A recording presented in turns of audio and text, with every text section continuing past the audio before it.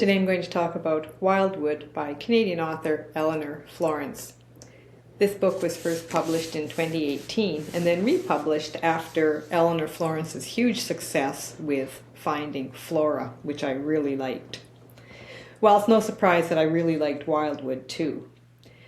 This is a clever historical fiction in that we learn about the early 1900s life in rural northern Alberta, Canada, when modern-day character Molly Bannister relocates to a farm near the fictional town of Juniper, where she and her young daughter Bridget live without running water or electricity or technology. Molly's from Phoenix, Arizona, with all the latest conveniences. But when her life takes a downturn, she receives notice that her great-aunt, Mary Bannister Lee, has left her a homestead with the understanding that if she lives there for a year, she will be able to sell for a considerable sum, which is Molly's plan so that she can return to Phoenix as soon as possible. Molly learns to survive with help from neighbors and from the local Indigenous people on the reserve nearby, but also through reading her great-aunt's diary, which is almost a parallel to Molly's experience in the harsh northern environment. Now, I thought that was really crafty. Some reviewers didn't like the lengthy descriptive writing, but I loved it, and I suspect that if you're from the rural prairies, you'll be able to smell the flowers and bushes and feel the breezes soften your skin, hear the crackle of ice, and shiver at the biting cold.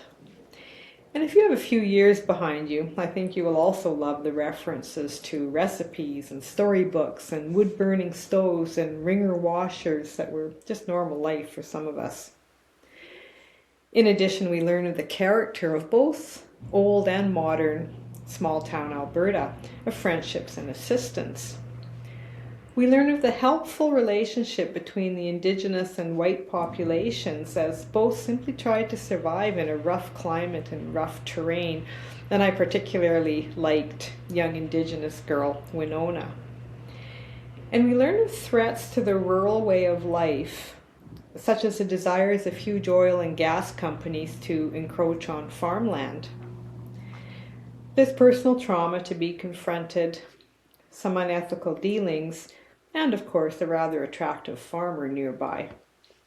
We even get a glimpse of American-Canadian differences such as our Canadian Tire and Tim Hortons and colorful money. So yes, Wildwood is a clever and engaging historical fiction. Be sure to read the author's note, and you might also want to ponder the discussion questions at the end. Wildwood by Elinor Florence.